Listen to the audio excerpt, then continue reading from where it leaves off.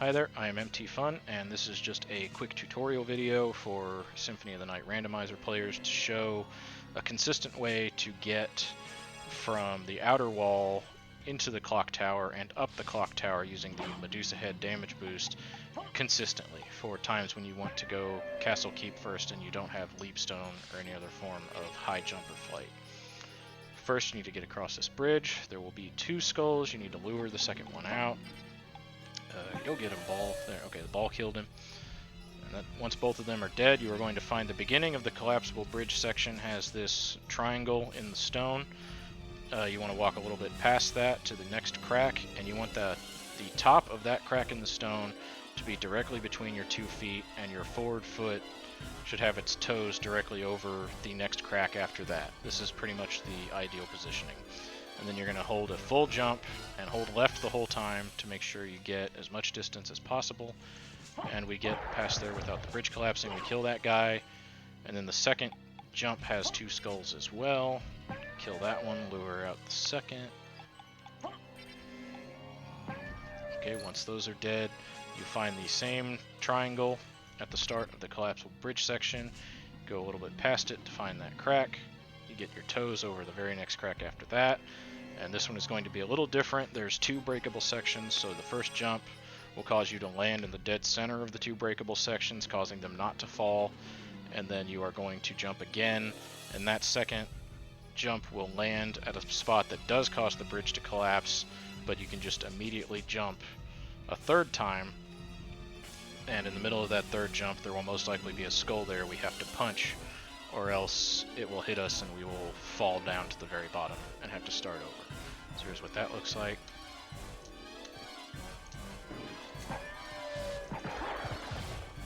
And kill the guy with the ball on the stick at the end. The third jump does not have any skeletons, and you can be a little bit looser with your foot placement because you don't really care about these bridges surviving. Get to roughly the same spot, jump. There's a gap and a fall, and the second section will collapse, but you can just immediately jump. And now you are into the clock tower. This is the part a lot of people are scared of. They think it's just entirely RNG, and while there is a lot of RNG involved, you can manipulate these Medusa Head spawns to a degree. And what we are aiming for here is for a Medusa Head to spawn out of the right side. We need it to be blue, and we need it to spawn at the top of our jump arc for it to be high enough. I tried a lot of different variables. I tried hitting the Medusa Heads while they're on the upswing of this little sine wave pattern they fly in. I tried hitting them on the very top of their head and all sorts of different things, and none of it seemed to matter, just how high up they are and that you hit them at the top of your jump arc. So we need to manipulate their spawns to be at that point and on the right side. So what we do is we come down here to the very bottom of this section of broken steps, and we want our defense to be in the single digits. So put on either not strong armor or just take your armor off. Anything below 7, so 6 or below defense, you should still be able to do this trick, but the lower it is, usually the more consistent you can get a big enough damage boost to go up. So we come down to this bottom step to clear out this section. We care about making this section orderly so there's not a lot of chaos and we have to do all kinds of crazy jumps. So we come down here, and the Medusa Heads will always spawn where we are. There are not Medusa Heads spawning all over this room that we can't see. They just spawn where you are at. And you will notice that there are only ever really 2 on screen. When one is leaving, another is spawning, and one is in the direct center. And the one in the direct center is what we're going to be using for timing. So as one leaves, another one comes in. It can be coming in from either side, but it's very consistent. It will come in just as one leaves. And when one comes in, we are going to dash up to the top of this platform, and when the one that has just spawned is about to reach the center, that is when we are going to jump so that we are at the top of our jump height when that one reaches the center. So another one will be coming in at the height we want it to be at. So here's that goes. The yellow one just spawned. It's about to hit the center, so I jump. That one came in the wrong side. So we're going to reset this. That one came in. It's about to hit the center. I jump. It's yellow. That's unfortunate. I jump again. Still yellow, so I'm going to reset. That blue one just came in from the right. It's about to hit the center, so I jump. Still yellow. Just getting yellows. This is the curse of recording a tutorial. Okay, that yellow one just came in from the left. As it hits the center, I jump. Still just only getting yellows. This one should work. So yeah, I get up there. And I immediately fall down. But it's okay, because I can get back up. Just wait for this one. This blue one came in from the left. As it hits the center, I jump. There's another blue one. That's all I need.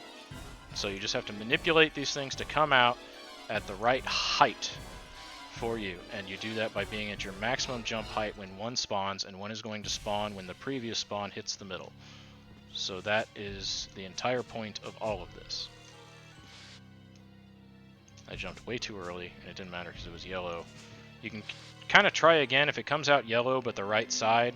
Usually they will come out the same side because they don't like to headbutt each other. So if you can just get under one that spawned from the right side but is yellow, and then when it's about to cross, you jump to get a max height spawn. But if things just get too messy, you just want to come back down here and reset it. And that one's about to hit center, so I do left. And I got up there. As you can see, it's very consistent.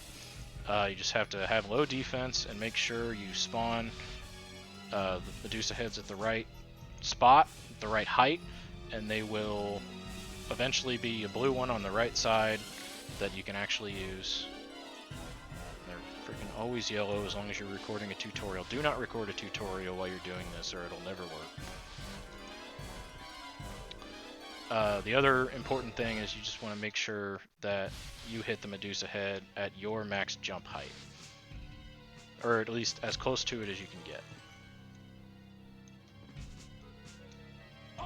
And that will get you up there. It can take up to a couple minutes. I've seen just nothing but yellows come out. I've seen nothing but them coming out the left side. You can still get stuck here a little bit, but it should never be longer than just a couple minutes. As you can see, I can get this, every few attempts or so, as long as, luck is on my side. And it just keeps happening. And then after that, don't be dumb and get knocked back down.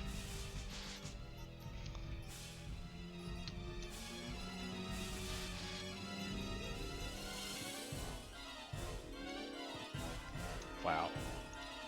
That should be high enough. Yep, okay.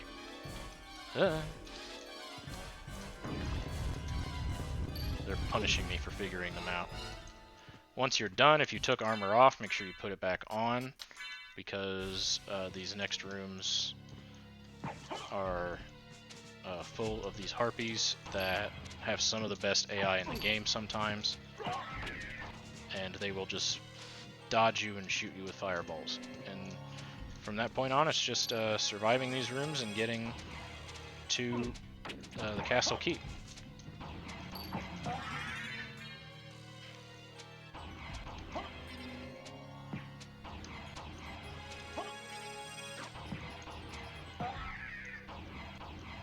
What did she drop?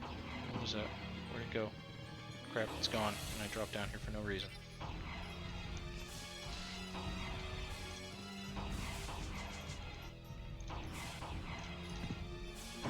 Wow, I am bad. Hey! Nice bit of luck for my tutorial. Turn into the dragon.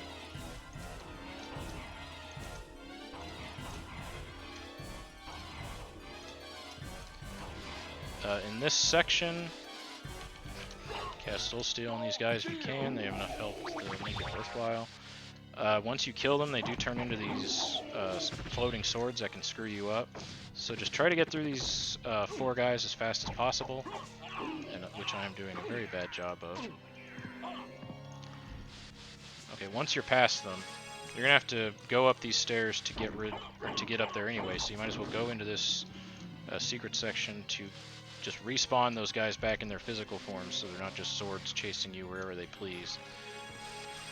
And then just come back around here and do the pendulum platforming puzzle, fight Karasamon, and you are in Castle Keep.